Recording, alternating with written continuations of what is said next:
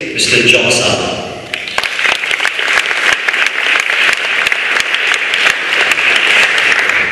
Now, John, I'd like to start off, if we can, because my first question is to do with a little bit of the transition that you've gone through. Very clean cut these days. I'm into transitions, I'm agreeing, yeah. I want to take people through. This is obviously how you're looking now. And we'll just run through some of the other shots. They're just, that's the pump house. Yes, that's right. Going back, now this is interesting. What was happening here? There's some kind of bloke there that I'm sure I've seen you around. You're looking very pale there. I'm not sure when that was. It probably would have been in the late 80s or early 90s. I don't remember the specific occasion. That one's come from a press clipping, I assume. Yes, I'd say they're probably surprise shots here. Now that's an interesting one. What's going on here? I imagine that's after the earthquake. I think that's probably in the Wickham School, perhaps. There were, I was involved in that movement called the Citizens Earthquake Action Group. Yes.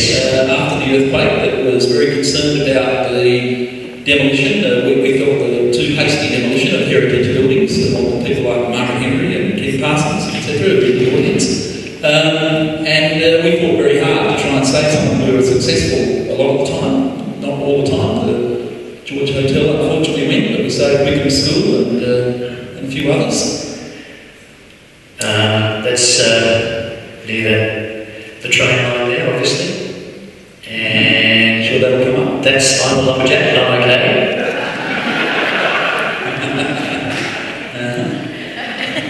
I guess I wanted to show people this is how people have known you over the years, and I want to ask you, John, about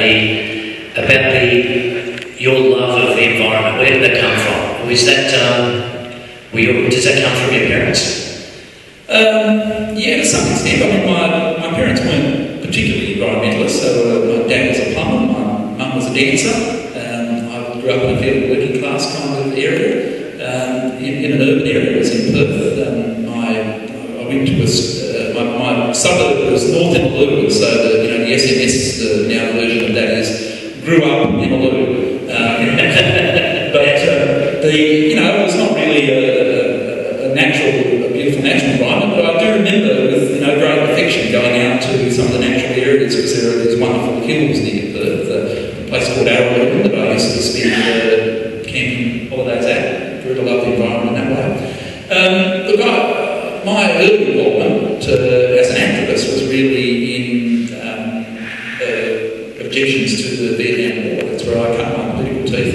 And I went on, after I brought the sort of campaign skills to the anti-nuclear movement and the anti-apartheid movement, and so I had more of a social justice kind of perspective until I actually came to Newcastle. Newcastle, when I came here in the early 80s, is when I really started to appreciate the need to preserve our natural environments. And I got very involved in some local environmental issues as well as I always try to maintain that kind of global perspective. And I guess that old saying, which you don't hear much anymore, but it was the sort of the saying of the 80s and the environment movement to think globally and act locally, that really came home for me in Newcastle. Is it harder these days to be a conservationist and be optimistic about the future? Look, yes and no. I mean, if you're an activist, to a certain extent, you have to be optimistic. You've got to believe that you can succeed. Otherwise, you reach for the razor blades, really. I mean, I'm a very hopeful person. You have to be. It's tough because there's plenty to feel pessimistic about. Especially climate change wasn't really an issue on the radar in the 80s. Of course, it grew in the 90s, and I was part of the Greens then. The Greens, it was a tough message to sell. I mean, there were people in the early 90s who, if you mentioned climate change, and they thought you were loony. Now it's mainstream stuff. I mean, there are people who still deny that, sort of they're regarded as loonies now. So somehow we've made some grounds. We're not necessarily winning the public policy fight about what should be done about it. You lecture in communication, you lecture in media and green politics, of course, well, media generally. When you look at the students that are coming through, what sort of messages do you give them about politics? And I guess that whole notion of trusting that things are going to be okay, that politicians are going to be a good thing, are going to help us. Well, I'm retired from that now, but for 2 decades or so, I taught communication students, and so they were journalists and PR practitioners and public affairs practitioners. And I guess it's partly out of an interest, an abiding interest in communication, especially written communication, but partly out of a fascination I have with how power works. I don't mean that from a sort of Machiavellian point of view, although Machiavelli is an interesting read. But I just mean that to understand how things happen in our society, how decisions are made, and to understand and try to convey to people how they can engage with that. And journalists do that, public relations people do that, activists do it. I must admit, when I first went to university, it took a bit of convincing for a number of the staff to convince me that I should teach public relations, because my first view about it is, look, I don't know anything about this. I'm not a PR practitioner. And they went through and said, well, this is the definition of a PR practitioner. Here's what you've done. And they described all my sort of activism. And they eventually convinced me that activism was actually a kind of PR. They did a pretty good PR job on it, probably. But, I kind of did accept that, and I understand, really, I think at that level, how communication plays such an important role in power, and how people need to understand the mechanisms of power, how it operates, and how they can actually engage with it. And I guess that's what I try to do. When you're an educator in that professional position, a lot of students knew that I was a green, but I certainly kept that aside from it. You've got to be scrupulously neutral in those kind of things, and I think I succeeded in doing that. I guess that's for others to say, but I think my students probably agree with that. But at the same time, I like to challenge students about those tough questions. I ran a public affairs course. I started a public affairs course at the university, and I get great feedback from students I had there about how that course, even though at the time they thought that it was probably a bit boring, out in the professional world they understand just how vital it is to understand that stuff. Haven't got much time, but I just want to ask you a left of centre question, not politically, just one from left field. What makes you laugh?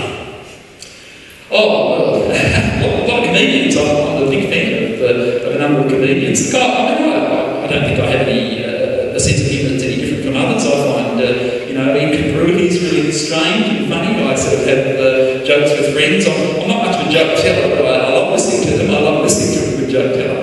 I'm a fan of Billy Connolly, and I go to see quite a number of sort of comedy shows whenever I get a chance. I don't know. I think I laugh a fair bit. my grandson makes me laugh. I think it's a scream. I think I make him laugh too. And what sort of values, when you think about, we talked a bit about your values you got from your parents, what sort of values are you passing on to your children and your grandchildren? If you could pick a couple that are really important to you. I think a strong ethical base is really important.